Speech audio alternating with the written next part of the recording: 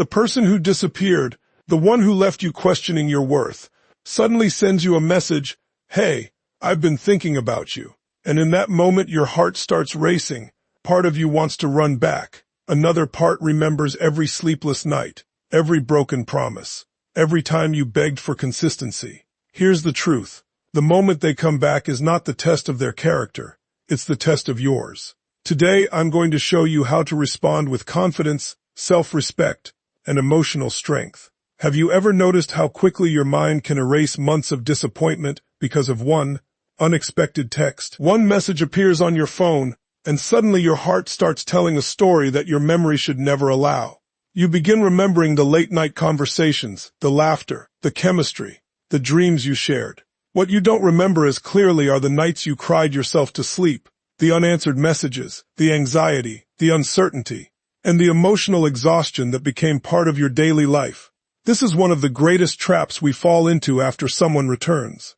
We don't fall in love with the person standing in front of us. We fall in love with the memories we have been replaying in our minds. Nostalgia is powerful because it edits reality. It highlights the beautiful moments and quietly removes the painful chapters. It convinces you that what was once broken somehow deserves another chance simply because it once felt good. But here's something you need to remember. Missing someone is not evidence that they belong in your future. Missing someone simply proves they were once important to you. Those are two completely different things. You can miss a chapter of your life without wanting to live it again. You can appreciate the lessons someone taught you without inviting them back into your story. When someone comes back into your life, don't let your emotions become the judge. Emotions are real, but they are not always reliable. They change with loneliness, stress, fear, and hope. One day you feel strong, the next day you miss them because you're having a difficult week. If you make permanent decisions based on temporary emotions, you'll often find yourself repeating the same painful cycle. Instead of asking yourself, "How do I feel right now?" ask a better question. What actually happened? Facts are far more trustworthy than fantasies. Did this person consistently respect you? Did they communicate honestly? Were they present when life became difficult? Did they make you feel secure, or were you constantly wondering where you stood? These questions bring you back to reality when your emotions try to pull you into an idealized version of the past. Many people mistake familiarity for love. The human brain naturally prefers what it already knows, even if what it knows isn't healthy. That's why people sometimes return to situations that once caused them pain. The familiar feels comfortable, not because it's good for us, but because it's predictable. Growth often feels uncomfortable because it asks us to choose the unknown over the familiar. But the unknown may be exactly where your peace, confidence, and healthier relationships are waiting. Remember, chemistry is not the same as compatibility. Attraction is not the same as commitment. History is not the same as a healthy future. Just because you've invested years into someone doesn't mean you owe them the rest of your life. The past is a teacher, not a life sentence. So before you answer that message, before you convince yourself that this time will be different, pause for a moment. Don't make your decision from the place that still misses them. Make your decision from the place that remembers why you had to heal in the first place. The strongest people are not those who ignore their feelings. The strongest people are those who acknowledge their feelings but refuse to let those feelings make the decision for them. Because your future should never be determined by a memory that has forgotten the truth. One of the biggest mistakes people make when someone from their past comes back is assuming that their return automatically means they have changed. They think, if they came back, they must finally realize my value. But coming back and becoming different are not the same thing. A person can miss you without having addressed the habits, fears, or behaviors that caused the relationship to break down in the first place. Real change is never announced. It is demonstrated. Anyone can send a heartfelt message. Anyone can apologize. Anyone can promise that things will be different this time. Words are easy because they cost very little. The true cost of change is paid through consistent action, patience, accountability, and a willingness to do things differently over time. When someone re-enters your life, don't let hope fill in the gaps where evidence should be. Hope is a beautiful thing, but hope without discernment can keep you trapped in the same cycle. Instead of asking, "Do they still love me?" ask, "What has actually changed? Have they taken responsibility for the pain they caused? Or are they simply blaming circumstances? Have they learned healthier ways to communicate? Or do they still avoid difficult conversations? Are they showing consistency? Or are they relying on emotion to win back your trust? Trust is not rebuilt in a single conversation. It is rebuilt through repeated experiences that create safety. Think of trust like a bridge that collapsed. You wouldn't drive across it just because someone said, "I fixed it." You would want proof. You would inspect the structure. You would make sure it could hold weight again. Relationships deserve that same level of wisdom. Don't cross a bridge that hasn't been rebuilt simply because you appear eager to reach the other side. It's also important to understand that people return for many reasons, and not all of them are rooted in genuine growth. Sometimes they are lonely. Sometimes another relationship didn't work out. Sometimes they miss the comfort, familiarity, or emotional support you once provided. Missing what you gave them is not necessarily the same as being prepared to give you the relationship you deserve. Those are two very different things. This doesn't mean you should become cynical or believe that people can never change. People absolutely can grow. They can become more self-aware, improve their communication, and build healthier relationship habits. But real growth leaves evidence. It creates new patterns, not just new promises. It is visible in how someone handles conflict, respects boundaries, accepts responsibility, and follows through on their commitments day after day. If someone has truly changed, they won't pressure you to trust them immediately. They will understand why you're cautious. They won't become defensive when you ask reasonable questions. They won't rush you into making a decision.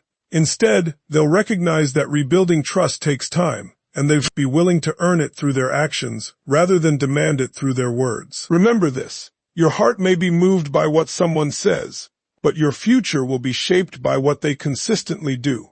Don't allow a powerful apology to outweigh a long history of harmful behavior. Don't confuse sincerity in a moment with reliability over time. The strongest decision you can make is to slow down, observe, listen carefully, watch for consistency. Let time reveal the truth that emotions often hide, because words may open the door to reconciliation, but only sustained actions can justify walking through it. In the end, don't believe in promises. Believe in patterns. Patterns tell you who someone is far more accurately than promises ever will. The most important rejection you may ever make isn't rejecting another person. It's rejecting the version of yourself that accepted less than you deserved. Sometimes we become so focused on whether someone deserves another chance that we forget to ask a more important question: have I become someone who finally values myself enough to make a different choice? Because the greatest transformation doesn't happen when they come back. It happens when you realize you've outgrown the person you used to be. There was a time when you may have believed that love meant waiting endlessly, making excuses, lowering your standards, or sacrificing your peace just to keep someone in your life. You convinced yourself that if you loved harder, gave more, stayed more patient, or proved your worth one more time, things would eventually change. But love should never require you to abandon yourself.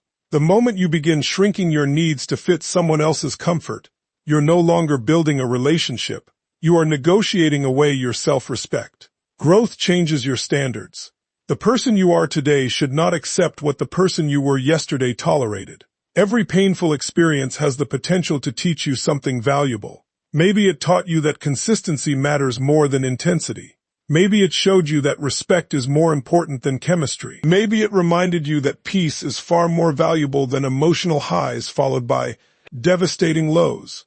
Whatever lesson life has given you, don't waste it by repeating the same pattern with the same mindset. Many people are afraid to walk away because they think they're losing someone they love. But often, what they're really afraid of is letting go of the hope they created in their own minds. Hope can become addictive. You keep waiting for the future version of the relationship instead of accepting the reality of the one you've actually experienced. Meanwhile, your own needs continue to be ignored. At some point, you have to stop asking someone else to choose you and start choosing yourself. Choosing yourself is not selfish. It is an act of self-respect. It means recognizing that your value does not increase or decrease based on another person's attention, approval, or affection. Your worth was never something another person had the power to give you in the first place. When you truly understand this, You stop chasing validation. You stop trying to convince people to love you correctly. Instead, you create healthy boundaries that protect your emotional well-being. Boundaries are not walls designed to keep love out. They are filters that allow healthy relationships in while keeping unhealthy patterns from misate. A boundary says, I know what I need, and I'm no longer willing to settle for less. That kind of confidence doesn't come from pride or arrogance. It comes from experience. It comes from remembering how much it cost you to ignore the warning signs the first time. Imagine meeting the older version of yourself 5 years from now, the version who has found peace, confidence, and healthy relationships. What advice would that future version give you? They probably wouldn't tell you to chase someone who made you question your worth. They would tell you to protect your peace, trust your growth, and never trade your self-respect for temporary comfort.